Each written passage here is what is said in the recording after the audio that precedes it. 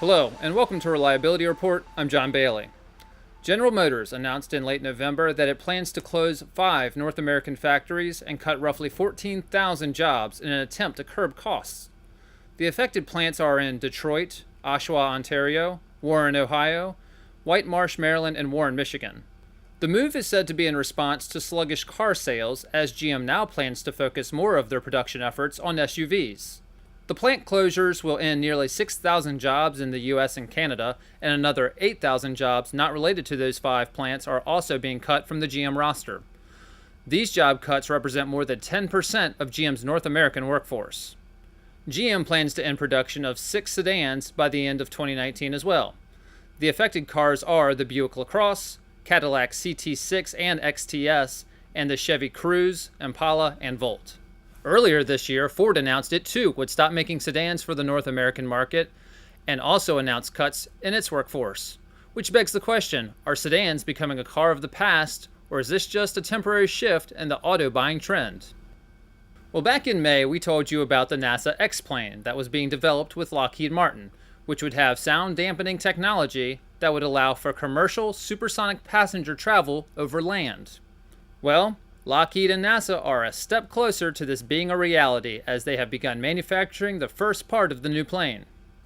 The X-59 Quest aircraft, which stands for Quiet Supersonic Technology, will be used by NASA to study how reducing a sonic boom to a quiet thump could lead to the acceptance of supersonic flight over land.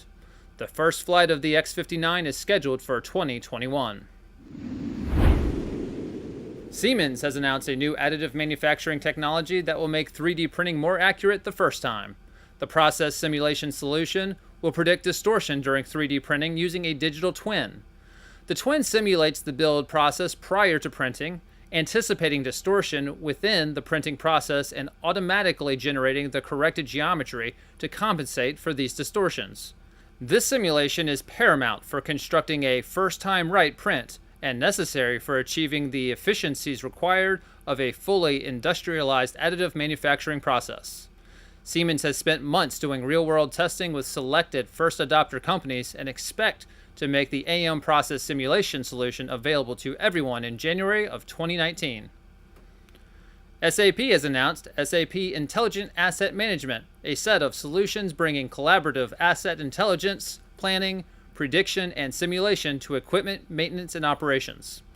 The new solutions are focused on helping manufacturers and asset operators maximize productivity, improve operational safety, and reduce maintenance costs through better planning. SAP Intelligent Asset Management solutions comprise 5 cloud offerings that share a common central asset data foundation. They enable full digital representation of physical objects, including real-time sensor data. The integrated set of solutions includes capabilities for centralized asset intelligence, collaboration and networks, strategy and performance, condition monitoring, prediction and simulation, and mobile asset management. German industrial 3D printing systems maker EOS announced what they call a revolutionary technology for polymer additive manufacturing. The company claims that the process can replace injection molding in a number of applications. The company's new Laser Pro Fusion technology employs nearly 1 million diode lasers to melt the material and additively build parts instead of having a single CO2 laser move back and forth, as is customary. The company claims that the productivity of its build process makes additive manufacturing a feasible alternative to injection molding in many applications. According to EOS, for each layer, only the diode lasers that match the CAD data of the part are activated, down to the exact pixel. The new technology significantly shortens exposure times regardless of the number of parts and their geometry. Virginia Tech played a major role in Amazon's decision to base one of their headquarters in Alexandria, Virginia. Amazon was looking for a location with an available workforce, and Northern Virginia has just that with Tech's 1 million square foot graduate campus. Located just 2 miles from Amazon's new location, the Innovation Campus will produce new graduates in computer science and related fields to meet the growing industry demands. The move is a win for all parties. Not only will the company's expected need for 25,000 employees in Northern Virginia provide opportunities, but it will attract other businesses and firms that will also need to fill their rosters with the type of valuable employees Virginia Tech produces. As additive manufacturing continues to gain momentum, the universities are taking the appropriate action. Prompted by the industry demand for trained experts, Penn State is offering a new graduate certificate in additive manufacturing and design. Joining the university's quickly expanding graduate program in AMD, the new 12-credit certificate provides a springboard for engineers to build a strong foundation in the thriving field. And finally, one of your favorite muscle cars is getting remade for the 21st century. UK-based startup Charge is working on a fully electric version of one of the most beloved vintage cars of the 20th century, the 1960s Ford Mustang.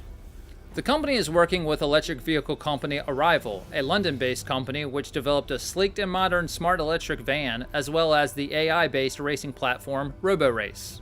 The electric Mustang will have a respectable 0 to 60 acceleration time around 3 seconds, while the travel range is slightly below average at a mere 124 miles. If you want to get your very own electric Mustang, you better start planning now.